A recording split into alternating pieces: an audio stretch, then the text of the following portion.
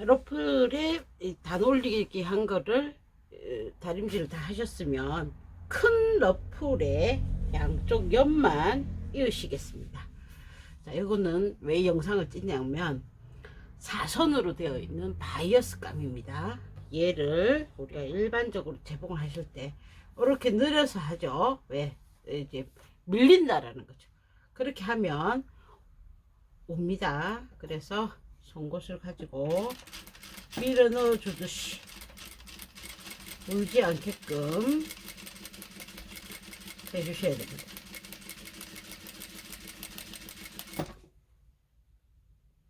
재단을 하다 보면 5mm 정도 서로 차이가 나실 수 있습니다. 무시하시고 자연스럽게 당기지 마시고, 우리 보통 한쪽을 당겨서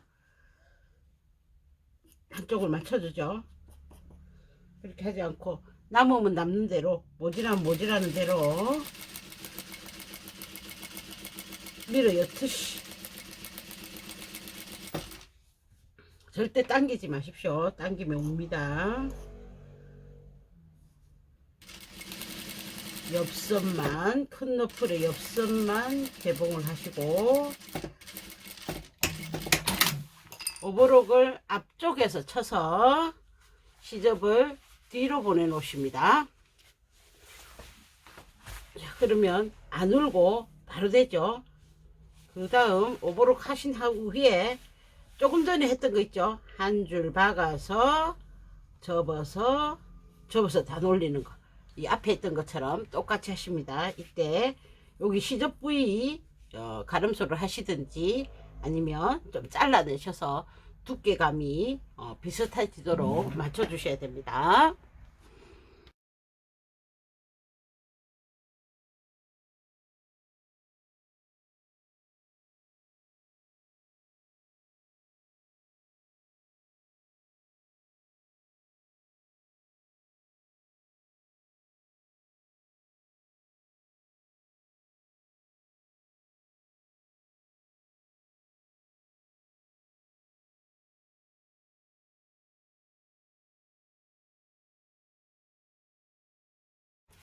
자, 보셔서 아시겠지만 여기도 시접이 겹쳐지는 부위죠.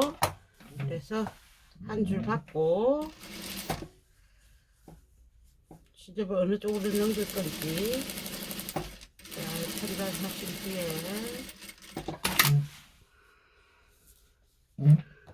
울풀림이 심한 곳은 잘라서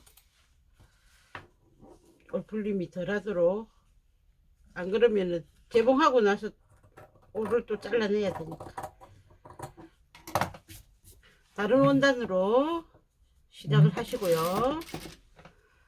접고 접어서 요 다른 원단과 단차를 맞춰서 들어가십니다. 이게 완전 직선은 아니에요. 살짝 곡선입니다.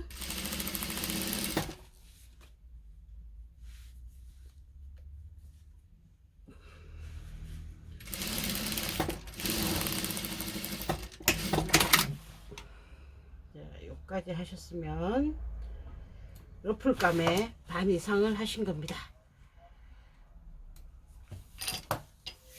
자, 그 다음, 자, 어디가 앞인지 뒤인지 잘 구분하셔야 됩니다.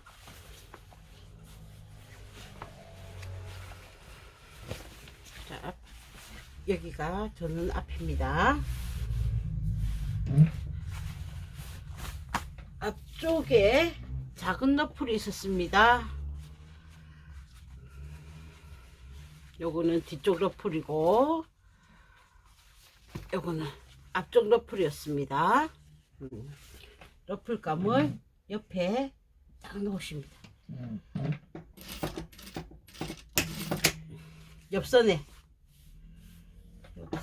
1cm 시접을 위에 부분하고 연결해야 되니까 그 부분이 이제 겹쳐지지 않도록 약간 한 3mm 정도 띄워놓고 하시면 좋겠죠. 그 다음 너치점이 있었습니다. 너지점으로 맞추어서 큰 너풀과 작은 너풀을 임시 고정하겠습니다. 자, 이렇게 오셨으면 그 다음에 이제 뒷판의 너풀, 작은 너풀 얘도 요거와 이어서 옆선보다 한 3mm 정도 빼야 됩니다. 그래야 나중에 1cm 시접으로 재봉을 했을 때 맞아집니다. 이래 해서 저쪽 반대편 여기까지, 여기서도 살짝 한 3mm 정도, 그러니까 밑에 옆선이 살짝 보이라는 거죠. 네, 그렇게 해서 임시 고정을 하겠습니다. 허리. 자, 이제 최종 단계에 왔습니다. 옆선 맞추고 위에 러플끼리 붙였던 아랫단을 먼저 만들어 놓은 허리 위쪽 상체 부분과 합체하겠습니다. 옆쪽의 시접은 뒷판 쪽으로 갑니다. 자, 뒷판 쪽으로 보내서 각각의 너치 지점들이 있었습니다. 몸판을 위로 하셔서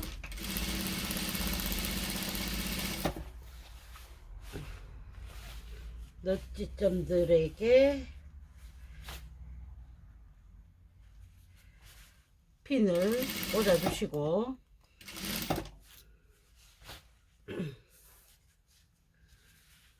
재봉을 하신 후에 러플 쪽에서 오버록을 하신 후 시접을 위로 올려서 다려 주시겠습니다. 상침은 하지 않습니다.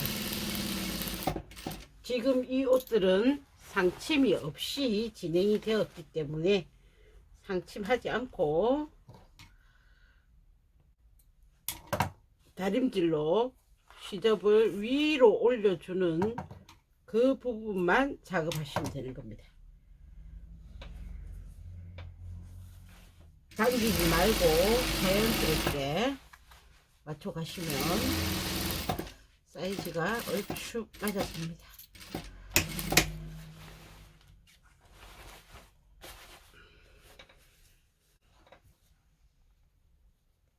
자, 옆에 작은 너프를 우리는 지금 현재 분리형으로 했습니다. 좌우가 분리돼서 러플감이 조금 더 날리라고 해줬는데 어차피 옆선은 큰 러플이 막아주니까 그렇게 분리하지 않고 큰 러플을 했던 것처럼 합체하셔도 됩니다.